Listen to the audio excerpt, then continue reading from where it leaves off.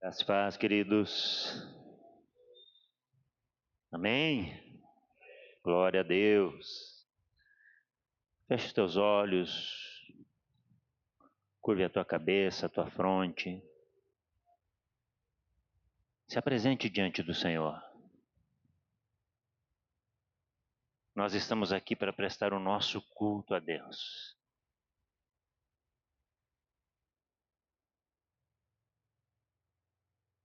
Se adorar o Senhor, comece a exaltar o Senhor.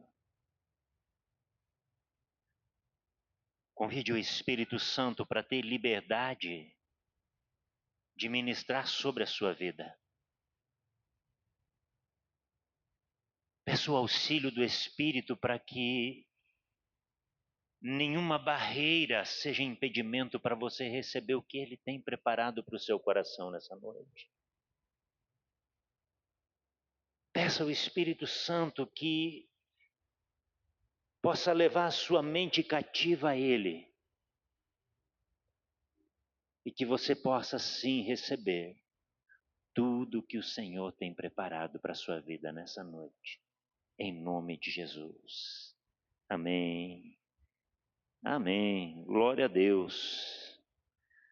Essa semana estava orando para saber sobre o que ministrar nessa noite. E o Espírito Santo começou a ministrar ao meu coração algo muito sério, queridos, que nós temos visto acontecer na nossa nação. Eu acredito que nas nações da Terra, a gente às vezes tem algumas notícias dos Estados Unidos, algumas notícias da Europa, mas é a relativização do pecado. A gente já chega a nem falar mais que é pecado, a gente diz que é um erro, que foi uma falha. E parece que a gente tenta amenizar um pouco isso. Ou a gente tenta distorcer a palavra, ou a gente tenta dizer a palavra não quer dizer bem isso, a palavra quer dizer aquela outra coisa. E aí Deus me fez lembrar de um livro que eu... Tem até o baterista tocando. O baterista pode parar de tocar agora. Me lembrou de um livro que eu já tinha lido há alguns anos. E eu falo, é o Espírito Santo, né? A cabeça da gente, que nem a Leila falou, às vezes não anda tão boa, mas tem umas coisas que o Espírito Santo vem lá e pensou literalmente. Eu digo, e onde é que eu vou achar? Faz tanto tempo que eu não vejo esse livro. Daí eu tenho que olhar lá na minha prateleira e é muito livre. Às vezes eu passo por eles, às vezes eu já chamo até as meninas para me ajudar. Me ajudem, porque tem que ler um por um. Esse que fala das lições de Salomão. E ele traz aqui 10 toques de despertar. De pecados, de erros que Salomão cometeu, apesar de ser considerado o segundo homem mais sábio da terra, né? Eu digo o segundo porque o primeiro foi Jesus, né? Então até vir Jesus ele era o mais sábio. Quando veio Jesus, ele deixou de ser o mais sábio, né?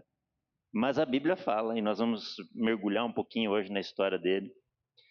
E tem 10 lições. E eu queria pregar as 10. Mas daí eu me conheço, apóstolo. Eu disse, vou pregar só uma. 10 cultos daria para pregar as 10.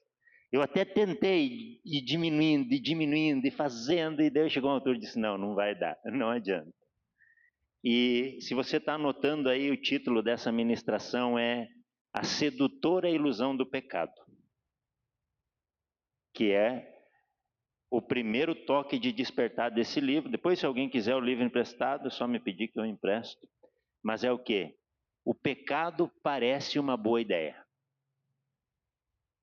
Esse é o primeiro toque de despertar que ele traz nesse livro, que o pecado parece uma boa ideia. Então, quando que eu sei que eu estou sendo seduzido pelo pecado? Quando ele parece que é a coisa certa para se fazer. E quando nós olhamos aqui para a vida de Salomão, então nós vamos ver, abra sua Bíblia aí para nós começar, né? Eu gosto de nós irmos para a palavra, para não é falar o que eu quero, mas o que a palavra diz, né? Provérbios 14, 12. Eu hoje vou acompanhar pelo telão aqui. Há caminhos que ao homem parece direito, mas o fim dele são caminhos de morte. Talvez na sua tradução aí está no final conduz à morte. E é irônico nós olharmos para esse versículo aqui, porque vocês sabem quem que escreveu esse versículo? Quem que escreveu esse versículo? Os pastor não fala, né? O pastor não fala. Quem que escreveu? Salomão. Se a gente vai ler lá o nome do livro, inclusive é Provérbios de Salomão. Então veja que ele trouxe esse texto dizendo que existem caminhos que para nós parecem direitos, parecem corretos, mas que o final dele é a morte. E quando nós olhamos para a vida dele, nós vamos ver que ele caiu na armadilha de ver o pecado como algo desejável, como algo benéfico. Como de fato muitas vezes o pecado é. O pecado ele tende a ter uma aparência atraente. Se o pecar fosse ruim, quem quer querer pecar?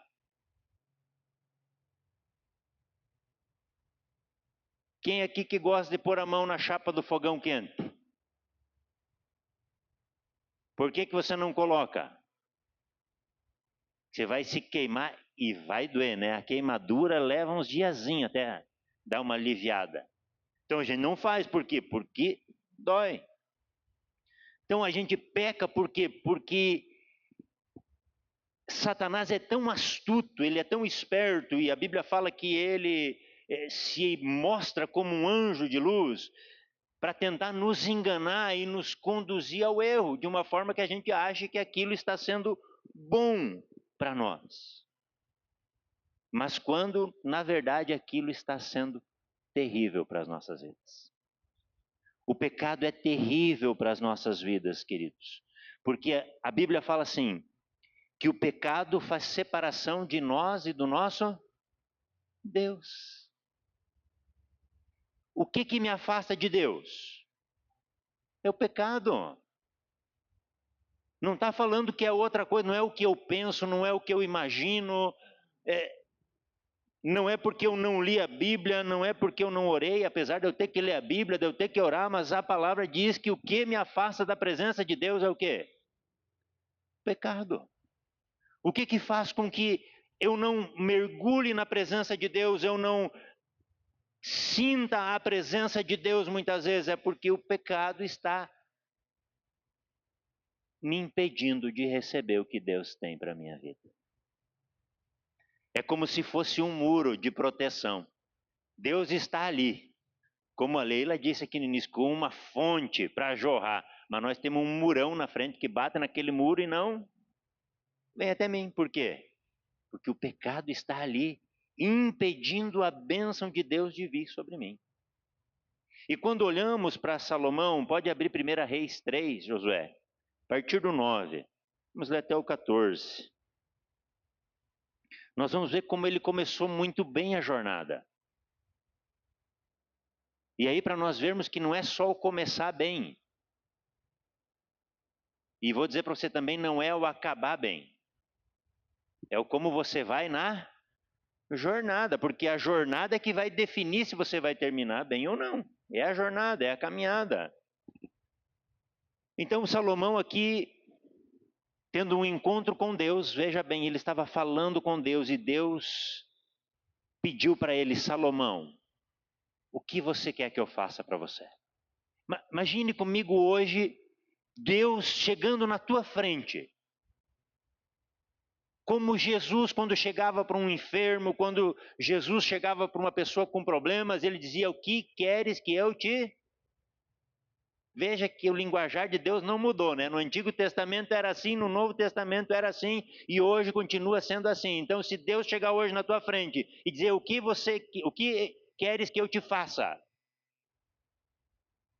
E a gente pode pedir qualquer coisa, eu quero R$1 milhão, o real vale pouco, eu quero $1 milhão hoje na minha conta.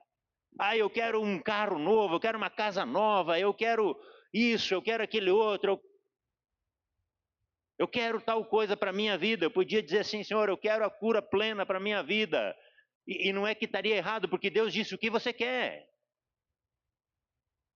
Mas veja o coração de Salomão, porque Salomão não olhou para ele olhou para as pessoas. Veja, ele tinha o coração de Davi, porque o coração de Davi, o coração de pastor, era um coração que estava nas pessoas. E ele disse: a teu servo, pois, dá um coração entendido para julgar o teu povo, para que prudentemente discirna entre o bem e o mal. Porque quem poderia julgar a este teu grande povo? Pode passar. E esta palavra pareceu boa aos olhos do Senhor, que Salomão pedisse essa coisa. Veja, ele não pediu para ele. Quantas vezes eu já falei que a bênção, o dom que Deus dá para nós não é para nós, é para os outros. É isso que Deus espera de nós.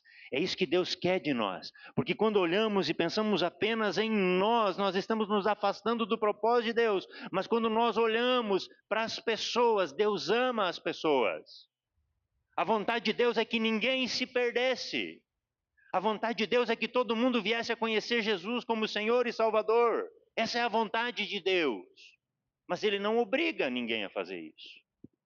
E o texto vai seguir dizendo: e disse-lhe Deus, porquanto pediste essa coisa, e não pediste para ti riqueza, nem pediste a vida de teus inimigos, mas pediste para ti entendimento para ouvir causas de juízo. Eis que fiz segundo as tuas palavras, e eis que te dei um coração tão sábio e entendido, que antes de ti teu igual não houve, e depois de ti teu igual não se levantará. E também até o que não pediste te dei, assim riquezas como glória, que não haja teu igual entre os reis, por todos os teus dias. E se andares nos meus caminhos, guardando os meus estatutos e os meus mandamentos, como mandou Davi teu pai, também prolongarei os teus dias. Mas veja que Deus deu uma bênção para ele, mas Deus também deu um aviso. Deus disse: olha, ande nos meus. Jesus no Novo Testamento, Jesus curava uma pessoa, o que Jesus dizia para ela? Vá e não peques. Para mim andar no caminho do Senhor, eu posso andar em pecado? Vai, não peques mais, ande no meu caminho. Deus quer que nós andamos no caminho dele, que nós façamos a vontade dele. E é tão interessante quando nós olhamos para isso e nós vemos aqui então Salomão agradando a Deus e recebendo uma bênção tão grande. Imaginou um de nós receber uma bênção dessa? E a gente poderia ler mais textos aqui, por exemplo, 1 Reis 4, 30 e 31 vai dizer que a sabedoria de Salomão excedia a sabedoria de todos os do Oriente e de todo o saber do Egito. Era mais sábio que todos os homens. Eu aqui dei uma reduzida. Mas veja, um homem muito sábio. E aí eu pergunto, como uma pessoa tão sábia pode cair?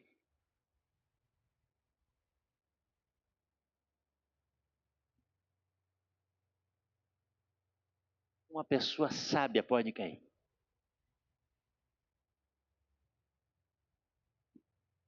E entra o grande detalhe. Pensa comigo. Quem aqui tem a inteligência Salomão? Ninguém?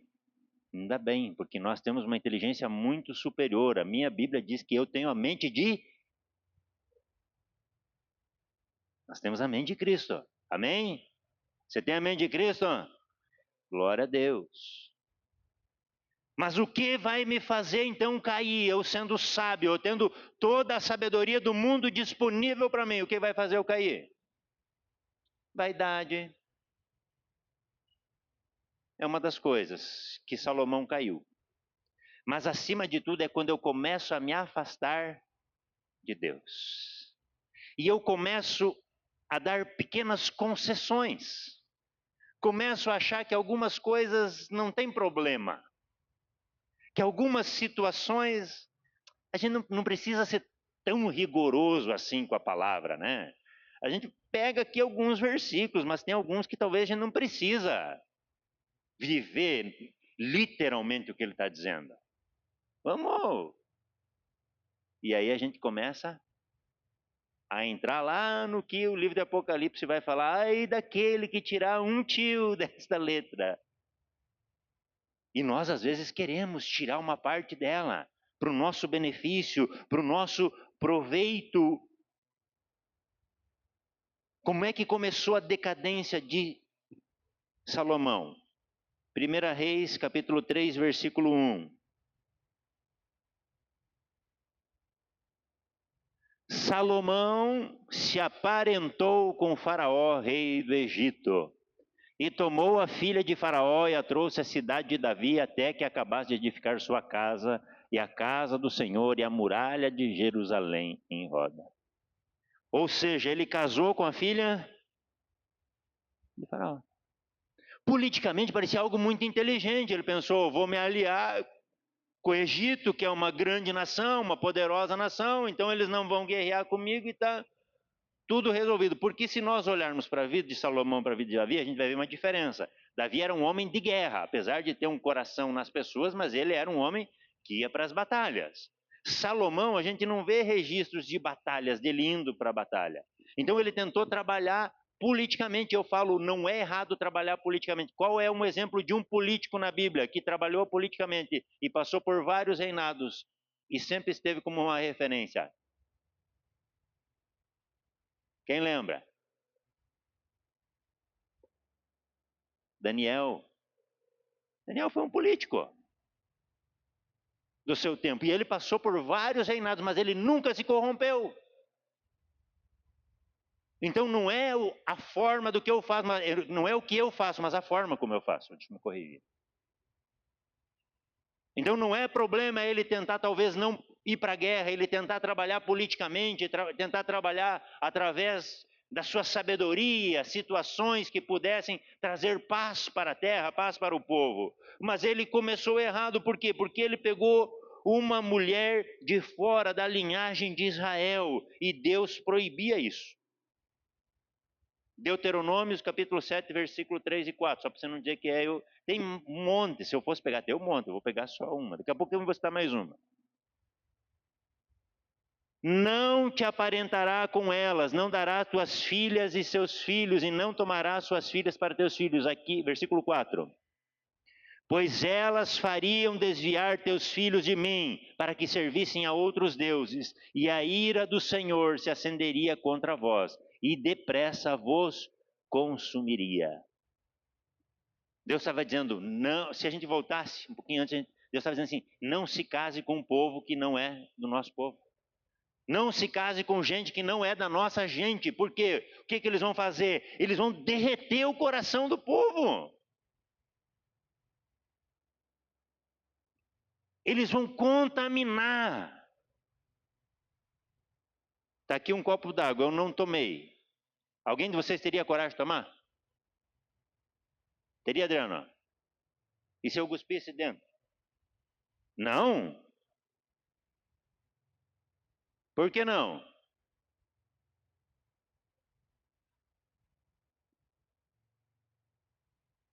Mais ou menos isso. A gente não quer nada contaminado, mas às vezes a gente, sem perceber, a gente está trazendo a contaminação para dentro da gente. E o que acontece se eu cuspisse aqui dentro dessa água, prestaria? Teria que ser jogada fora. Era isso que Deus estava ensinando para eles. Olha, se vocês se achegarem a um povo que é idólatra, que adora outros deuses, que não me serve, eles vão derreter o coração do povo, eles vão fazer o povo cair.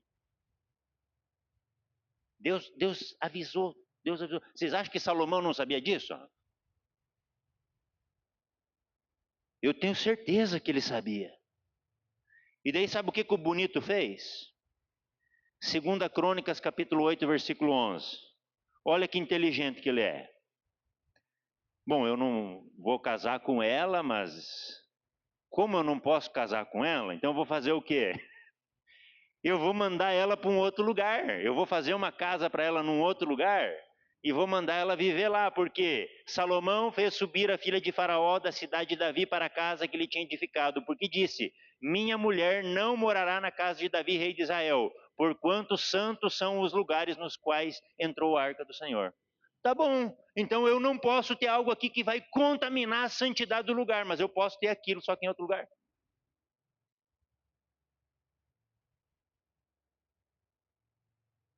Veja como começa aquela pequena concessão no coração do homem. É como se nós pensássemos assim, aqui dentro da igreja eu não posso pecar, mas eu saí ali para fora, estou autorizado. É triste, gente, é triste. Mas nós olhamos para isso e quantas vezes talvez nós não fazemos a mesma coisa. Tem gente que tem 2 redes sociais, uma que ninguém sabe que é dele ou dela, para fazer aquilo que não deve. A pessoa que esconde, tem problema com álcool e daí esconde lá fora de casa, num lugar, num cantinho, umas garrafinhas de bebida, porque daí não está dentro de casa, lá fora de casa.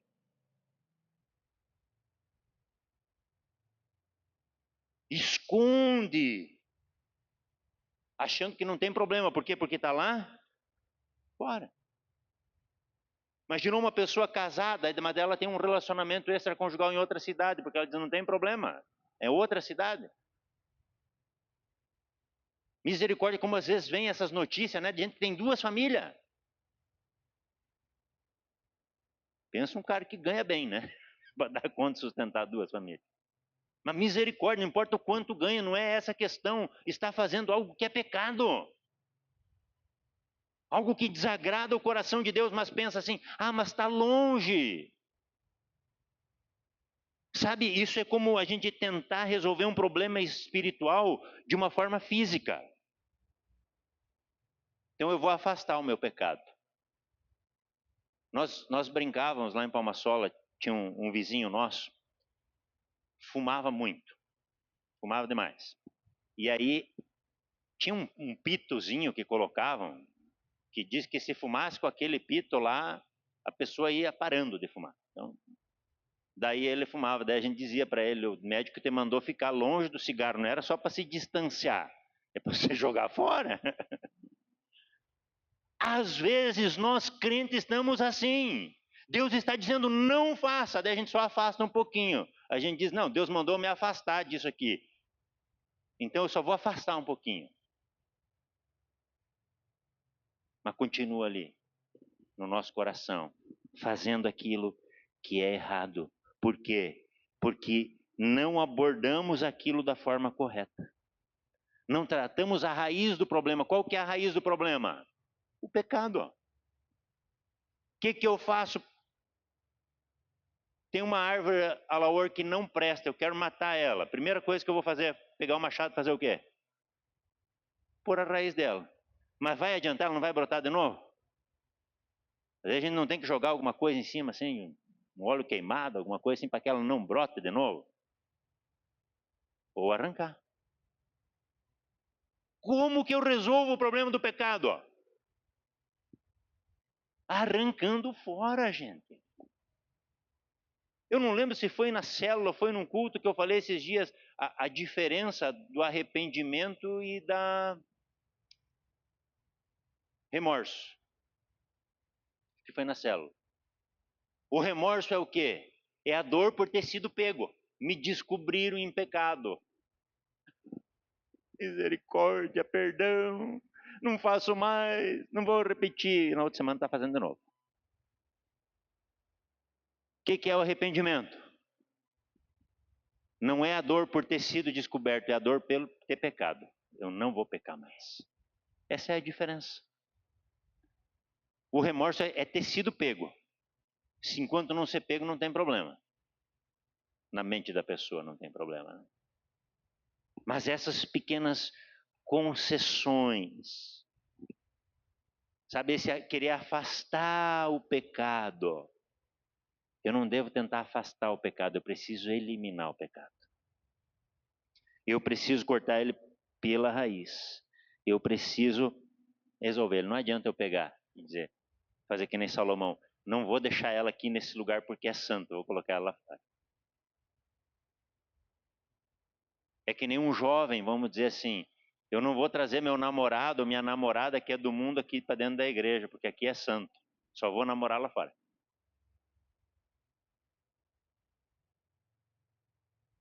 Achando que está certo. Queridos, a gente é o que a gente é em qualquer lugar. Eu lá na escola, eu preciso ser testemunha, eu preciso ser exemplo. Eu sou igual eu sou na igreja? Não, às vezes o ambiente é diferente, você se relaciona de uma forma, às vezes um pouco diferente, mas as pessoas têm que olhar para você e ver a diferença. Elas têm que saber que você serve verdadeiramente a Cristo. Não é porque eu não estou na igreja que eu tenho autorização para pecar, que eu tenho autorização para fazer o que é errado. É isso que nós precisamos entender, queridos. Eu quero verdadeiramente que você coloque amor nessas minhas palavras. Eu não estou aqui para julgar ninguém, para condenar ninguém. Eu estou aqui para dizer assim: não vamos mais relativizar o pecado, queridos. Se nós queremos viver a presença de Deus, se nós queremos experimentar a glória de Deus de uma forma poderosa, nós precisamos nos afastar do pecado e viver para Deus.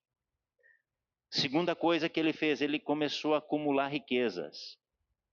Tem problema ele ser rico? Não, Deus disse que ele ia ser rico. O que foi o problema? Que aquilo começou a tomar o coração dele. Não vou ler os versículos, mas para você poder entender, o versículo vai dizer a riqueza que ele tinha, o quão rico ele era. Só que o que ele começou a fazer? Em vez de ele abençoar o povo, ele começou a cobrar mais imposto do povo. Ele colocou uma carga tão pesada no povo, que o povo trabalhava muito mais para sustentar o governo do rei Salomão, as riquezas de Salomão, do que para eles terem para ele. Tanto que quando Reboão assumiu, eles foram lá dizer: tira esse fardo tão pesado que foi amarrado em nós, porque está insuportável, nós não estamos conseguindo fazer. Então, aí entra no que a Deire falou antes, a questão da vaidade. Ele começou a ter vaidade porque ele precisava de tanto dinheiro. Era vaidade. Não é o problema nós termos dinheiro, queridos. O dinheiro é uma bênção se ele for meu servo. E é uma maldição se ele for meu senhor. Então o dinheiro é uma bênção, se eu souber usar o dinheiro. Agora, às vezes, a pessoa, tem gente que tem tanto dinheiro. Eu vejo esse dinheiro que rola, principalmente em esportes e coisa, né? Às vezes, quando a gente vê, assim, o cara vai abrir uma champanhe de 120 mil reais. Eu fico pensando, meu Deus, é um terreno para mim construir uma casa, pastor. O cara está consumindo ali em poucos minutos, poucos segundos. Porque começa a virar o quê? É tanto dinheiro que não sabe o que fazer, então tu faz essas loucuragens. E aí nós começamos a entender o quê? Que aí a pessoa começa a amar o dinheiro. Por quê? Porque eu quero mostrar o quanto dinheiro nós temos. Eu falava essa semana, por exemplo, na célula, nós temos o maior investidor do Brasil em bolsa, é o Barsi. Mas ele tem uns carrinhos simples, comum. Aí eu penso, porque o que adianta ter tanto dinheiro e não usufruir nada? Entra pelo outro lado da avareza, sabe? Que tem muito dinheiro, mas não usufrui do dinheiro, virou escravo do dinheiro. Porque para ele o importante é ter o dinheiro guardado. Tenho que ter bastante guardado, mas não aproveito nada. A filha dele disse que andava de ônibus para a faculdade. Ela não sabia que ele era rico, né? Até que ela descobriu que ele tinha dinheiro. Entra na avareza. Veja como um esbanja demais, às vezes o outro retém demais. O que a gente precisa ter? Equilíbrio. Nós precisamos ter equilíbrio com relação às finanças. Para que Deus possa nos abençoar, mas que nós sejamos instrumentos para abençoar outras pessoas. Que não seja para uma glória minha, para uma exaltação minha, para mim mostrar. Olha, o texto, gente, vai dizer que as taças de Salomão de ouro.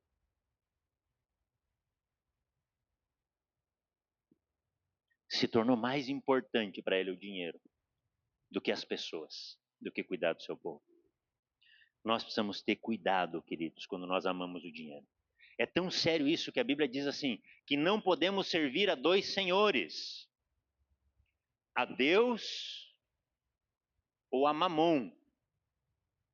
que traduzindo é dinheiro, o Deus do dinheiro. Veja que a Bíblia fala isso. Será que se a Bíblia fala isso é porque existe chance de nós servirmos ao dinheiro? E ela é muito grande. É muito grande. Tenha dinheiro, mas que o dinheiro seja um servo na tua mão, que você dê direção para ele, amém? Que Deus te dê graça, unção, sabedoria, para ser um bom mordomo daquilo que Deus confia nas tuas mãos. Para que você possa fazer, multiplicar, mas não só para se engrandecer, mas para ser uma bênção nessa terra. Para ser como Abraão, uma bênção, onde ele colocava a planta dos pés, ele abençoava aquele lugar. Como Jesus, onde Jesus botava a planta dos pés, chegava o reino dos céus. Como eu e você que temos o Espírito Santo, e onde colocamos a planta dos pés, é chegado o reino. Somos chamados a ser uma bênção na vida das pessoas. E aí talvez o pior problema dele foi a multiplicação das esposas. 1 Reis capítulo 11, versículo 3.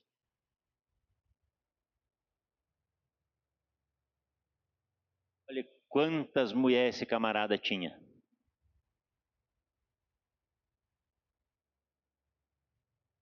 Essas as titular, né? A gente não sabe se ele não tinha reserva, do jeito que está aí. Tinha 700 mulheres princesas e 300 concubinas. E aí o que essas mulheres fizeram com ele? Converteram o seu coração, perverteram o seu coração, desviaram o seu coração. Quer ver Deuteronômio 17, 17?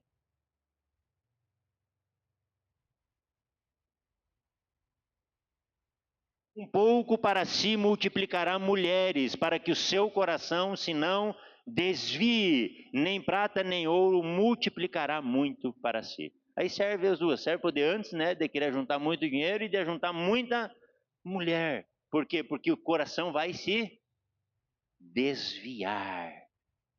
E aí o que é o pior de tudo isso, queridos?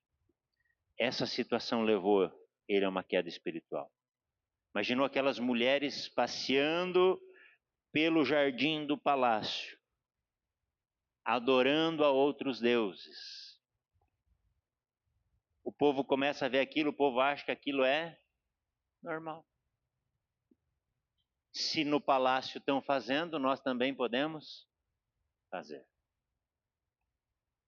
Deus tinha alertado. E eu penso, puxa vida, o homem mais sábio da terra deixou ensinamentos poderosos. Gente, se a gente lê Provérbios, se a gente lê Eclesiastes, quanta coisa esse homem deixou ensinado, mas ensinou, mas não viveu.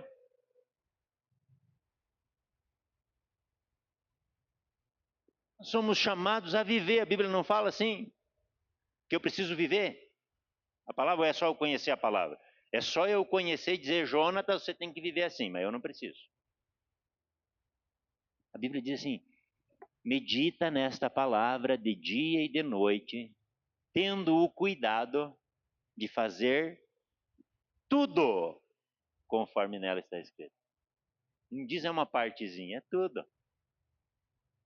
Então nós olhamos para cá e a gente percebe assim que o pecado, queridos, ele entra na nossa vida não é de uma forma abrupta, né? Mas assim, de uma hora para outra chegou, está pecando. Não, ele é gradativo. Ele começou com ele casando com a filha do faraó. E aí, pequenas concessões, uma concessão levando a outra. E aí ele começou a arrumar mulher. Eu penso assim, uma adorava Astarote, disse, viu, eu posso adorar Astarote? Não, não pode. Ah, mas é que você não me ama, você não gosta de mim. Ah, tá bom, então, para mim não me incomodar contigo, eu posso adorar Astarote.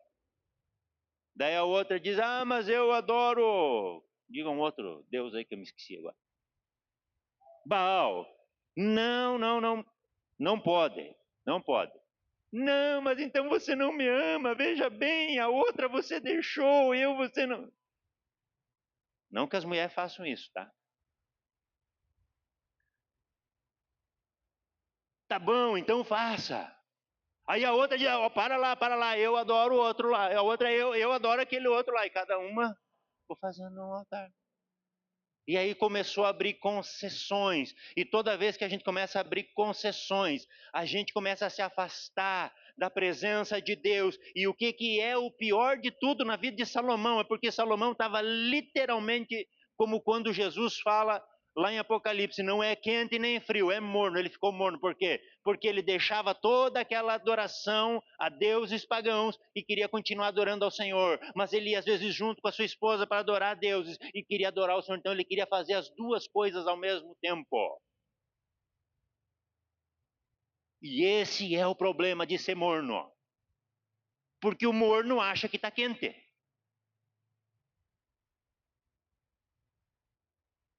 Quem aqui já caiu alguma vez? Tem uns que são verdadeiros, né? Porque quem que não cai, quem que nunca errou? Tem nenhum que vai dizer dessa distância, né? Nunca pecou. Quem nunca pecou? Ah, eu pequei. Deus. Quando a gente está em pecado, a gente sabe que a gente não consegue alcançar o coração de Deus. Aquilo foi uma queda brusca, a gente ficou frio espiritualmente, vamos pensar assim. Então eu não tenho aquela conexão com Deus e eu sei, eu preciso me reconectar com Deus. Eu preciso buscar a presença de Deus. Eu preciso ir para a presença de Deus. Agora, quando eu estou no meio termo, que eu cometo um pouco de pecado, mas adoro, eu cometo pecado, mas adoro, eu cometo pecado, mas adoro, parece que está tudo certo. Isso é ser morno. É terrível para a gente ser morno, porque o morno parece que está quente. E a gente começa a se enganar, porque a gente pensa assim, não, veja bem, se comparar a minha vida com o fulano, até que eu estou bem. Mas a Bíblia fala que a nossa régua de medir o nosso prumo é Jesus. Não é o teu irmãozinho abençoado aí. Não é para ele que você tem que olhar e dizer eu estou com medo. Você tem que olhar para Jesus e dizer quanto mais parecido eu estou com Jesus hoje. Quanto mais igual a Cristo eu estou hoje. É isso que nós precisamos ver. É isso que nós precisamos olhar. Então, às vezes, a gente começa a fazer pequenas concessões. Acho que foi o apóstolo João uma vez que pregou, que ensinou a derrubar uma árvore grande, né? Apóstolo que colocava a cunha. Acho que foi o apóstolo que pregou uma vez para nós. Que você não consegue derrubar uma árvore muito grande só serrando ela, porque o peso vai cair e não vai deixar você serrar. Então você tem que serrar um pouco e coloca uma cunha, serra mais um pouco, coloca outra cunha e você vai assim fazendo com que ela vá levantando até você serrar toda ela e ela tombar. Gente, Satanás faz exatamente assim com a gente. A gente dá uma erradinha, ele vai lá e coloca só uma cunhazinha. Você nem percebeu porque você estava assim, você só deu uma mudadinha. Daí depois você pecou de novo, ele coloca outro, você dá mais uma mudadinha. E vai indo, e vai indo. E quando você tomba, a Bíblia diz assim, caiu e grande foi a sua queda. Quando a gente cai, é grande a queda. Por quê? Porque foi um acúmulo de pecadinhos. Pecado é pecado. E a gente tomba. É como quando uma criança, um filho da gente, às vezes erra. Tem um dia que a gente meio que perde, né, até as estribeiras, que não devia, mas acaba perdendo as estribeiras e diz, mas só porque eu fiz isso, não foi só porque fez aquilo, é porque a lista está grande já, que chegou ao ponto que você já não aguentava mais. Então nós temos que cuidar com essas pequenas concessões, porque nós vamos dando espaço para o inimigo entrar. E ele não tem pressa em nos derrubar, ele quer nos derrubar. Não importa quanto tempo ele vai levar. Não se iluda. A gente acha que Satanás vem para dar uma rasteira na gente tombar no chão, né? Quem aqui já caiu sabe, a gente que é meio. Eu já não estou mais tão ágil, mas quando eu era mais pequeno, às vezes jogando bola, caía assim como caía, já levantava de pé de novo, já estava pronto. Quando a gente cai muito rápido, a gente já levanta. Agora, quando ele prepara bem a nossa queda, o tombo é tão feio que não é bem assim para levantar. Nós precisamos entender, queridos, a natureza enganosa do pecado. 2 Coríntios 11, 14. Vai falar que Satanás se transforma num anjo de luz. Porque o pecado raramente se apresenta em sua verdadeira forma. Ele se mascara de maneiras sedutoras. Primeiro, prazer.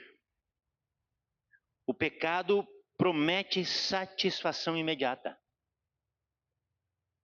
Não é assim? O pecado não te satisfaz na hora? É só pensar aqui: pornografia, adultério. Às vezes a gente olha na mídia, é retratado como coisa emocionante, como coisa tão maravilhosa, tão boa. Mas eles não falam da desgraça que isso traz, da consequência que isso traz. Mas o prazer imediato, então, o pecado, eu queria dizer, ele é esse prazer imediato. Quando nós olhamos, às vezes, o pecado se apresenta como uma escolha inteligente. Todo mundo faz isso. Se todo mundo faz, eu também vou fazer. Talvez Salomão, ao casar com a filha de Faraó, ele pensou que era uma escolha inteligente. Mas não era a vontade de Deus. Às vezes tem coisas que podem parecer inteligentes para nós fazer, mas nós precisamos cuidar. É certo ou é errado? A liberdade, quantas vezes nós achamos que os mandamentos de Deus são muito restritivos? Quantas vezes a gente não acha que a gente diz assim, eu tenho que viver um pouco. Essa semana eu estava conversando com um menino, e ele, mas a gente tem que aproveitar quando é novo. Eu digo, olha, eu não penso assim. Eu disse, eu errei quando eu era mais novo e não tirei nada de bom. Eu disse, a não ser para contar que não serve aquilo lá, que não é a vida boa para mim. Ele, não, sei, estou só brincando.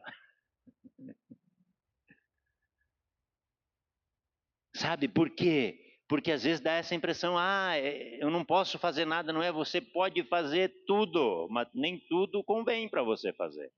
Você tem que escolher. Você quer agradar a Deus ou você não quer agradar a Deus? É simples. É só colocar isso na balança. Você quer agradar a Deus? Você quer fazer a vontade de Deus? Você quer servir a Deus? Quem aqui quer servir a Deus? Quem quer agradar a Deus? Então o que eu tenho que fazer? O que Ele quer que eu faça. Mesmo que não seja o que eu quero. Esses dias eu escutei um pastor, tive que dar risada, apóstolo. Ele dando um testemunho, ele dizendo, um dia me perguntaram na saída da igreja, eu tinha ido pregar lá e perguntaram, o pastor concorda com o dízimo? Ele disse, não concorda. O senhor não concorda? Mas o senhor dá? Dou. Mas como que o senhor não concorda e dá? Não, ele diz, porque eu não concordo, mas eu não faço a minha vontade, eu faço a vontade de Deus. Então, mesmo que eu não concorde, eu não vou achar um argumento para dizer que eu não vou fazer o que Deus pediu para mim fazer. Mas a gente às vezes é assim. Deus diz, faça isso, mas a gente quer achar um argumento para não fazer. É simples, eu quero agradar a Deus ou não quero. Eu quero servir ao Senhor ou eu não quero. Ou quando a gente pensar às vezes no pecado como uma necessidade, né? Eu tinha que mentir, não tinha escolha. Não, eu precisava mentir, porque se eu não mentisse, eu não saía daquela situação. Quem nunca? Ou a opinião popular? Todo mundo faz isso. Já que todo mundo faz, eu posso fazer. Será que é assim mesmo? Ou o pior, a moderação, né? A ideia é que tudo é aceitável em pequenas doses. Não há problema em beber, desde que não fique bêbado. Em jogar, desde que eu não vou gastar mais do que eu possa. Não tem problema em trair, desde que eu não mantenha uma relação sexual completa. Às vezes tem jovens hoje que dizem, eu vou casar virgem, mas foi virgem que só não teve o ato lá, mas o resto fez tudo.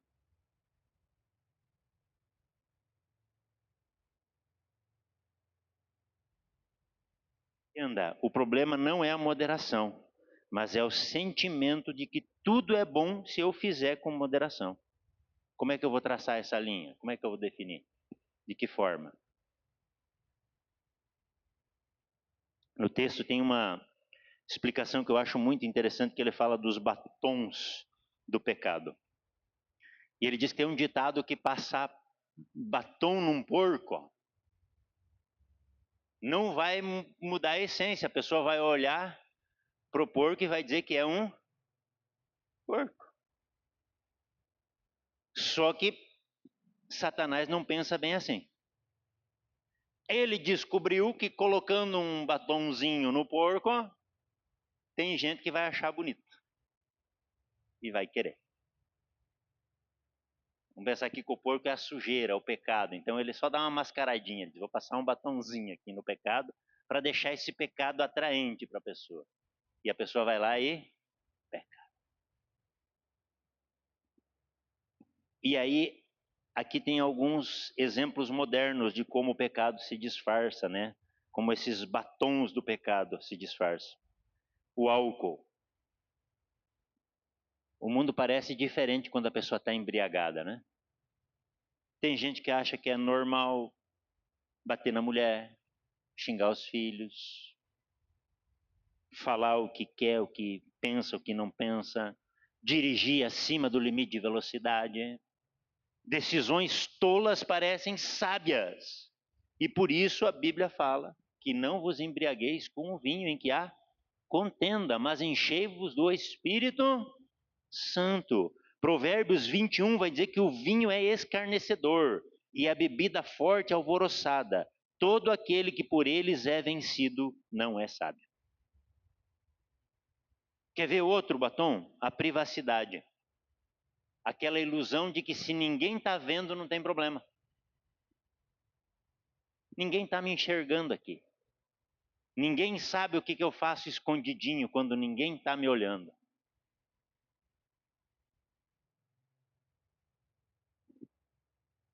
Meu sogro, esse fim de semana, nós não temos TV aberta, então lá estava na TV aberta, tinha o tal do BBB. Mas eu pensando, Deus está olhando por toda a terra, não tem onde você fique escondido de Deus. Deus pode até escolher não estar em alguns lugares que você está, mas Ele pode ver tudo, Ele enxerga tudo. Então não adianta você estar escondidinho e pensar, ninguém está vendo. Deus está vendo. Hebreus 4,13.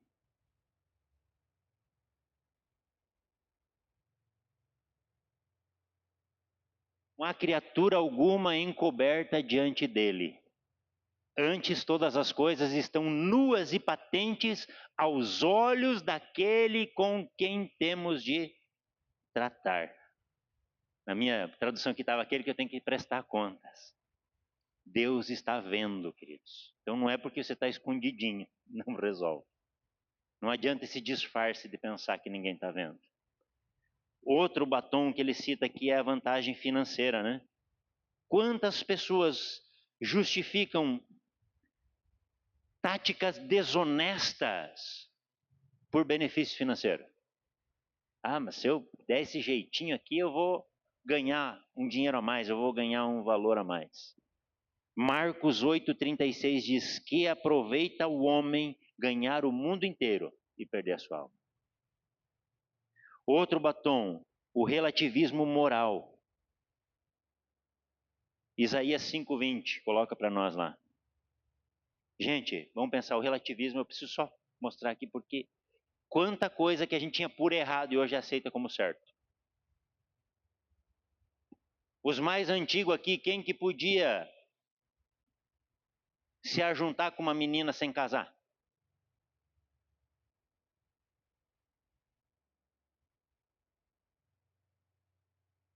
Lembra a primeira vez que eu peguei na mão de uma menina, nós estava assim, quase que ninguém vendo, assim, meio que batendo para pegar na mão.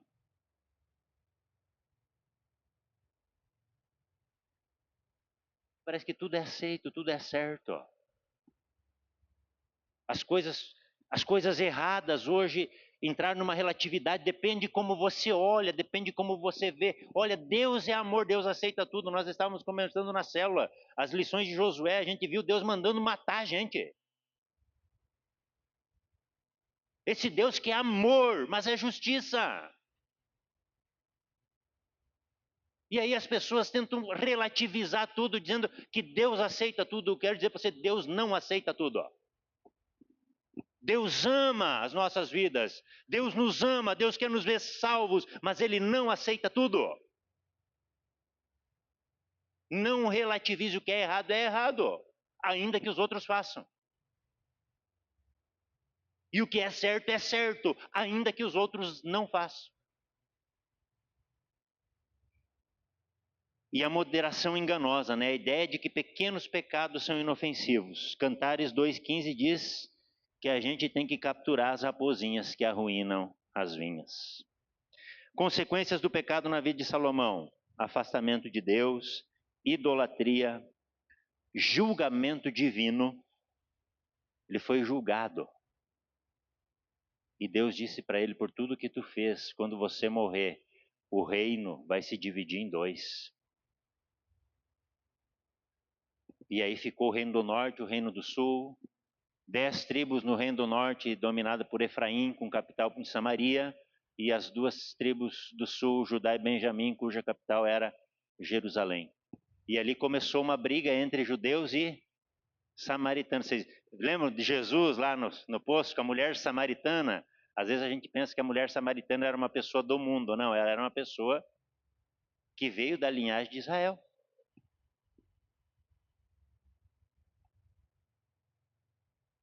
A linhagem de Israel.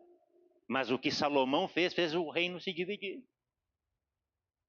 E aí hoje a gente conhece os judeus. Esses dias eu conversava com a Ju, daí explicando para ela a questão de judeu, porque a gente acha que judeu é todo o povo de Deus, mas a gente não entende que começou lá com hebreu, israelita. Judeu é dos descendentes da tribo de Judá. Os israelitas são os descendentes de Jacó, as 12 tribos de Jacó. Então às vezes a gente confunde e não entende isso. E é assunto para outra hora. Mas o problema dele ter dividido o reino. O que a gente aprende hoje, queridos? 1 Pedro 5,8. Encerrando já. Se o louvor quiser subindo já para disfarçar. 1 5,8. Pode até tocar um teclado para fazer uma base. Fazendo um favor para mim. Sede sóbrios, vigiai, porque o diabo, vosso adversário, anda em derredor, bramando como um leão e buscando a quem possa tragar. Então a primeira coisa que eu quero dizer para você: seja vigilante. Vigie. O teu inimigo, ele está buscando situações na tua vida para te derrubar. Ele está buscando situações que você faz, pecados que você tem, para te derrubar, para te tragar. Porque a ideia dele é que você não vá morar no céu, que você não more com Deus, mas que você more com Ele. Então vigie, seja vigilante.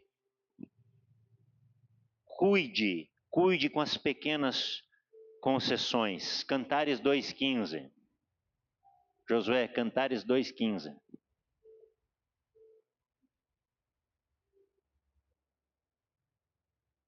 Ai, as raposas, as raposinhas que fazem mal às vinhas, porque as nossas vinhas estão em flor.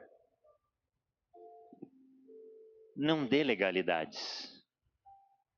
Não faça pequenas concessões. Decida ser fiel ao Senhor. Quando você errar, porque a gente vai errar, se volte para Deus, peça perdão, se arrependa. Mas não deixe abertura na sua vida. Entenda a necessidade de um acompanhamento espiritual. Hebreus 3,13.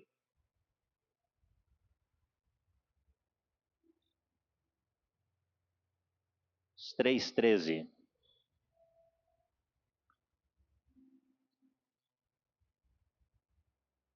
Diz: exortai-vos uns aos outros todos os dias, durante o tempo que se chama hoje, para que nenhum de vós se endureça pelo engano do pecado.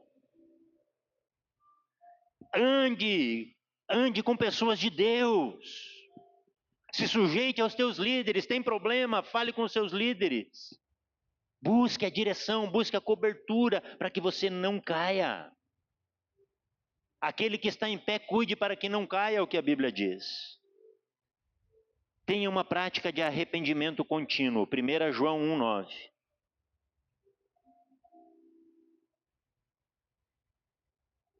Se confessarmos os nossos pecados, Ele é fiel e justo para nos perdoar os pecados e nos purificar de toda injustiça. Aleluia. Não importa o quanto você errou, o amor de Deus está disponível para te redimir. Basta você confessar o teu pecado a Ele. Se arrepender verdadeiramente. A Bíblia diz: aquele que confessa e deixa, este alcança misericórdia. Examine a sua consciência todos os dias. Pergunte-se onde eu sou mais vulnerável. Examinai-vos a vós mesmos se realmente estáis na fé. Provai-vos a vós mesmos, ou não reconheceis que Jesus Cristo está em vós, se não é que já estáis reprovados. 2 Coríntios 13:5. Estabeleça limites claros em áreas propensas à tentação. Se você, ao navegar na mídia, você sente-se tentado a errar, a pecar, procure fazer isso na presença de pessoas, porque aí você não vai fazer. Coloque limites que vão te impedir de pecar. Olhe as áreas onde você é mais vulnerável. Tenha o hábito de se arrepender, confessar continuamente.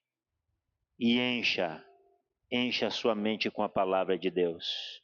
Salmos 119:11.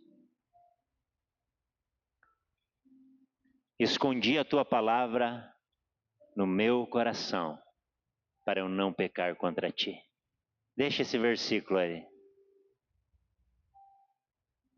Guardei no meu coração as tuas palavras, Senhor, para não pecar contra ti. Coloque-se em pé. Se você tem liberdade, você pode dizer: Senhor, me ajuda a guardar as tuas palavras no meu coração, para mim não pecar contra ti.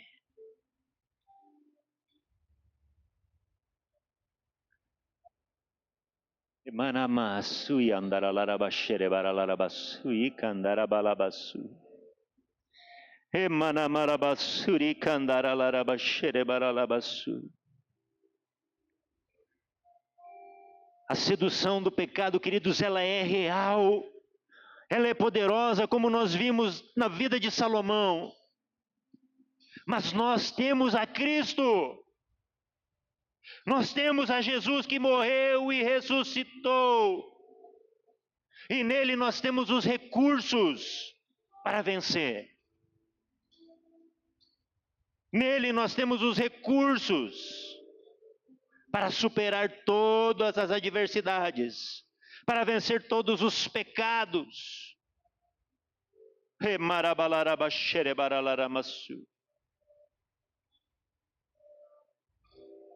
Talvez tenha algo que você precise confessar ao Senhor.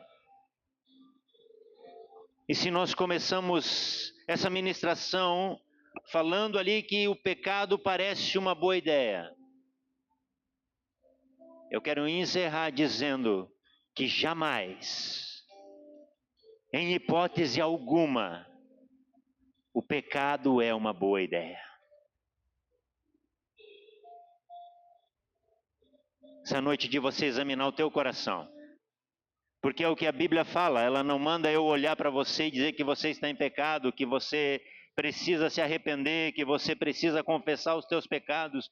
Mas nós lemos o versículo que diz que cada um deve examinar-se a si mesmo.